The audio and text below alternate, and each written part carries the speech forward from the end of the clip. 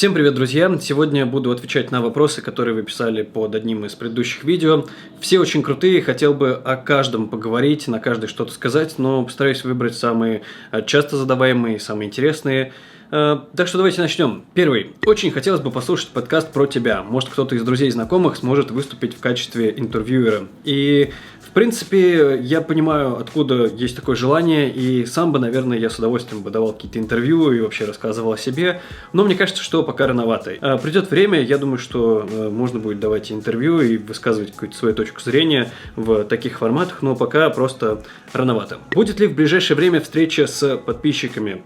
Я бы очень хотел сделать встречу, но пока не знаю, в каком это формате лучше сделать. Я над этим работаю и обязательно анонсирую, как только придет какая-то хорошая идея и какой-то материал, с которым, собственно, мы сможем встретиться, чтобы это было как-то интересно. Если бы была возможность узнать любую тайну Вселенной, то какую область бы она затрагивала? Космос, глубина океана, что-то сверхъестественное, или же пусть так и останется великой загадкой? Очень сложный вопрос. Наверное, первое, что приходит в голову, касается космоса и того, одни ли мы во Вселенной, и есть ли где-то, может быть, какая-то альтернативная Земля, на которой живут какие-то примерно такие же люди или в целом какие-то инопланетные существа. Это интересно, прикольно было бы узнать, и если бы эта тайна помогла как-то развитию человечества, это было бы круто. И в целом я за то, чтобы тайны перестали быть загадками. Не знаю, мне кажется, это интересно, и каждое новое знание порождает большее незнание. Я думаю, что многие видели вот эту диаграмму, когда в круге есть знания, и чем больше знания, тем больше соприкосновения с незнанием. Ну и, собственно, наверное, тут также и работает. Так что загадки — это классно, но классно, когда они еще и разгадываются, я думаю. Как развиваются твои отношения с родителями? Что ты делаешь, когда ты с ними или одним из них очень сильно поссорился? Мы не так много прям серьезно ссорились. Я думаю, что один эпизод был, когда мы поссорились на почве того, что моим родителям не понравилась моя девушка, и я понял, что хочу строить свою жизнь так, как мне хочется, и у меня, в принципе, не настолько важно мнение в этом плане семьи, и, собственно, тогда я уже был довольно взрослый, я сам зарабатывал, я учился, и, в общем-то, вопрос я решил просто, съехав с родительской квартиры. Но нужно уточнять, в каком формате была ссора, от кого она исходила. Сам я не супер конфликтный и, наверное, прям как-то не обижался никогда на свою семью по каким-то поводам. Если были какие-то конфликты, они со временем рассасывались, и мне кажется, тот случай был таким показательным, и после него был переход наших отношений в более такие дружеские, и не родитель-дитя, а как-то уже более-менее взрослых людей друг с другом, и, собственно, после этого все более-менее на каком-то нормальном уровне, я не могу ничего плохого сказать. Вот. Еще очень хотелось бы узнать, как ты обрабатываешь фотографии в Инстаграм, какими фильтрами пользуешься и так далее. И на самом деле есть про Инстаграм несколько вопросов. Придерживаешься ли ты какого-нибудь стиля в Инсте? Стараешься ли, чтобы все фотографии были взаимосочетаемы? По поводу фильтров и обработки, если интересно, давайте я сниму отдельное видео на эту тему. Просто напишите мне в комментариях, не знаю, давай видео про обработку, и я это сделаю. О сочетаемости я никогда не задумываюсь. Суть в том, что, на мой взгляд, когда ты какой-то вырабатываешь вкус к фото, ты более-менее все их делаешь одинаковыми. И после этого ты, собственно, не должен ничего сочетать, потому что ты каждую фотографию делаешь примерно в той же тематике. То есть резко по-другому обычно ничего не выходит. Поэтому оно само так выходит. Я только думаю о том, чтобы мне конкретная фотография нравилась. Но о том, чтобы выстраивать свой профиль и вот эту делать решетку, нет, я этим не занимаюсь. И не знаю, возможно, это стоит, потому что иногда приятно на такое посмотреть. Куда ты деваешь вещи, телефон, камеру, ключи, когда бегаешь? Я просто хожу бегать на стадион и всегда с собой беру рюкзачок. Но пару раз его чуть ли не унесли. Поэтому было бы интересно послушать. Я с собой практически ничего не беру на пробежку. Это максимум ключ, и я специально ношу только один ключ, и там, например, с таблеткой от домофона, и телефон в руке ношу, и, собственно, точнее, не ношу, а с телефоном в руке бегаю, и меня, в принципе, такой вариант устраивает, я просто стараюсь ничего не брать. Расскажи, пожалуйста, заканчивал ли ты магистратуру, как считаешь, стоит ли туда идти на естественно-научных факультетах, скучаешь ли по МГУ? Спасибо. Я не скучаю по МГУ, я вообще особо не скучаю ни по каким местам, учился, там было хорошо, ничего плохого не помню с этих лет. Я считаю, что если ты хочешь развиваться в науке, то, естественно, нужно идти в магистратуру и, собственно, выстраивать дальше всю карьерную вот эту лестницу научную. В принципе, если вы не планируете связывать свою жизнь с наукой, то зачем? Нет никакой необходимости идти в магистратуру. Я заканчивал специалитет, поэтому, по сути, у меня вроде бы есть даже магистратура. То есть это считается практически как магистратура. Я успел вот эту волну. Так что выбирайте просто по вашим потребностям. Но в целом везде сейчас в мире бакалавриат считается полным высшим образованием. Не надо забивать себе голову тем, что бакалавриат это какое-то неполное высшее. Не знаю, кто это несет, я с этим абсолютно не согласен. Кирилл, расскажи, пожалуйста, как ты считаешь, с чего лучше начать свой видеоблог? Большинство сейчас уже популярных блогеров говорят, что если не знаешь, что снимать, то не следует начинать. Но ведь бывают идеи, которые не были бы интересны людям, не знающим тебя. Но ведь бывают идеи, которые не были бы интересны людям, не знающим тебя.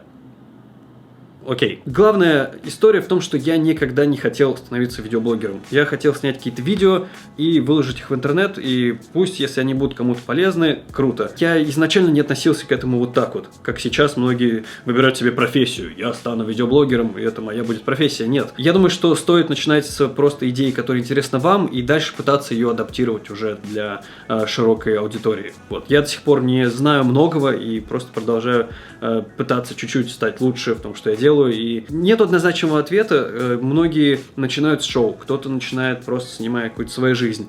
То, насколько вы харизматичны, влияет, как вы видите, то, насколько вы интересны, то, насколько вы интересные вещи рассказываете. Очень-очень много разных историй, нету единого рецепта, иначе бы все им пользовались.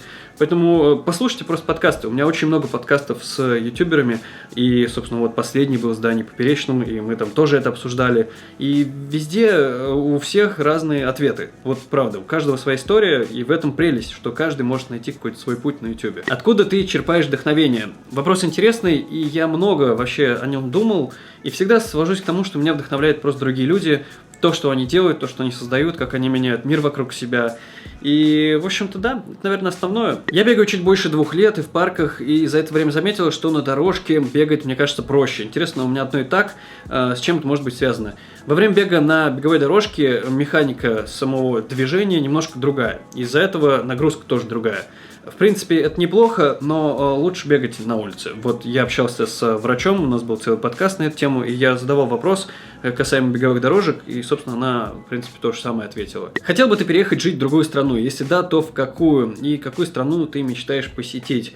Я не мечтаю о посещении никаких стран, я абсолютно спокоен, вот правда, чтобы так сидеть и мечтать, ой, хочу куда-то поехать, я говорил о том, что я спокоен к путешествиям. Хотел бы переехать жить? Возможно, да, на какое-то непродолжительное время или продолжительное. Опять же, должно быть связано с тем делом, которым я занимаюсь, и если этот переезд обусловлен тем, что там будет работа или будут какие-то дела, которые я смогу решить, это круто.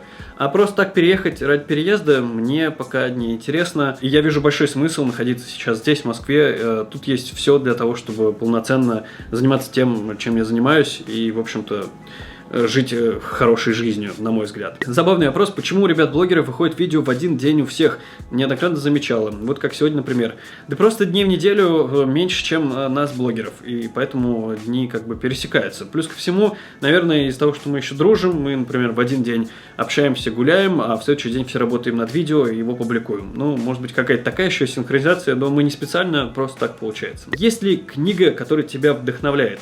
Я вот говорил, кстати, о книге The Subtle Art of Not Giving a Fuck, и, собственно, она вышла на русском. «Тонкое искусство пофигизма», всем советую. Не могу сказать, что она прям вдохновляет, просто хорошая книга о современной жизни, и я всем ее рекомендую, скидываю друзьям, и, собственно, все довольны. Идеальный город для тебя, где практически все тебя устраивает. Да и в Москве все хорошо, вот правда, здесь отлично, и я, побывав и в Англии, и в Германии, например, и в Барселоне, не нашел ничего глобально прям лучше. У нас тоже хорошо, особенно если ты живешь в центре, и, собственно, поэтому я сюда переместился. И я не могу сказать, что это идеал какой-то, просто мне ок. Я смирился с какими-то, может быть, минусами, которые есть, но все хорошо. Хотел бы ты еще поучиться в универе, если да, то на кого, и хотел бы учиться здесь или за границей?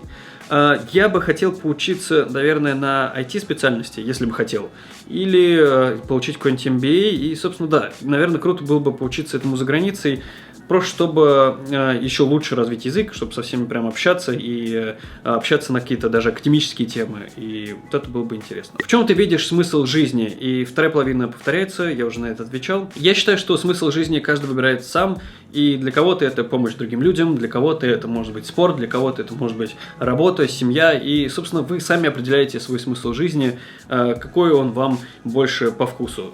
Вот реально, можете придумать любой себе смысл жизни, более того, можно в разные этапы своей жизни придумывают разный смысл жизни, какая бы это ни была тавтология, но я заметил, что для меня это работает. Все, друзья, спасибо большое за вопросы, пишите обязательно пожелания в комментариях. И, кстати, у меня была идея записать, может быть, следующий вопрос-ответ или еще какой-то в виде подкаста, чтобы он был длинный, чтобы я как-то глобально все обсудил, что просто волнует и не так вот галопом по Европам. Напишите, что думаете.